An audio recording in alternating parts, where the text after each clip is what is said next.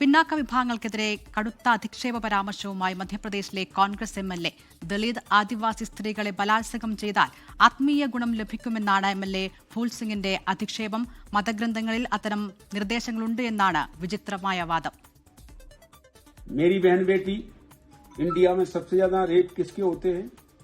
Schedule caste, schedule tribe और most OBC होते हैं.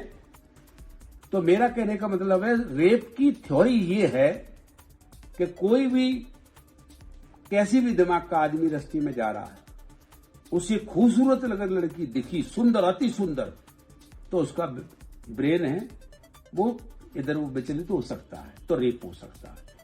आदिवासी में कौन सी अति सुंदर स्त्री है? SC की कौन सी अति सुंदर स्त्री है? मोस्ट ओबीसी में ऐसी स्त्रियां सुंदरियां हैं. क्यों होता है बलात्कार? उनके धर्म ग्रंथों में इस तरह की निर्देश दिए गए. MLAക്കെതിരെ കടുത്ത പ്രതിഷേധമുയരുന്നുണ്ട്. അച്യുതൻ വിവരങ്ങളുമായി ചേരുകയാണ്. അച്യുതൻ ഒരു ജനപ്രതിനിധിയാണ്, കോൺഗ്രസിന്റെ MLA ആണ്. ഇവർക്കൊക്കെ എപ്പോഴാണ് നേരം വെളുക്കുക?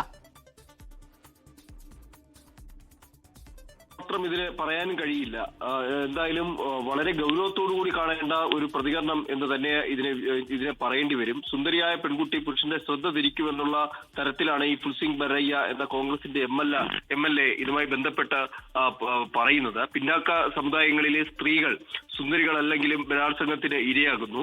ദളിത് ആദിവാസി സ്ത്രീകളെ ബലാത്സംഗം ചെയ്താൽ ആത്മീയ ഗുണം ലഭിക്കും എന്നും MLA പറയുകയാണ്. മതഗ്രന്ഥങ്ങൾ അത്തരം നിർദ്ദേശങ്ങളുണ്ട് എന്നുള്ള വിചിത്രമായ വാദമാണ് ഫൂൽ സിംഗ് ഇങ്ങനെ ഉന്നയിക്കുന്നത്. പക്ഷേ ഇദ്ദേഹത്തിന്റെ പ്രതികരണത്തിന് ശേഷം വലിയ രീതിയിലുള്ള വിമർശനങ്ങൾ ഇദ്ദേഹത്തിനെതിരെ ഉയരുന്നുണ്ട്. എന്തായാലും കോൺഗ്രസ് ഇദ്ദേഹത്തിനെതിരെ ഒരു നടപടി സ്വീകരിക്കുമോ എന്നാണ് ഇനി കാണേണ്ടത്. കാരണം ഇത്ര ഗൗരവ സ്വഭാവമുള്ള ഒരു പ്രതികരണമാണ് ഒരു MLA, ജനപ്രതിനിധി എന്ന നിലയിൽ ഇദ്ദേഹം നടത്തിയിരിക്കുന്നത്.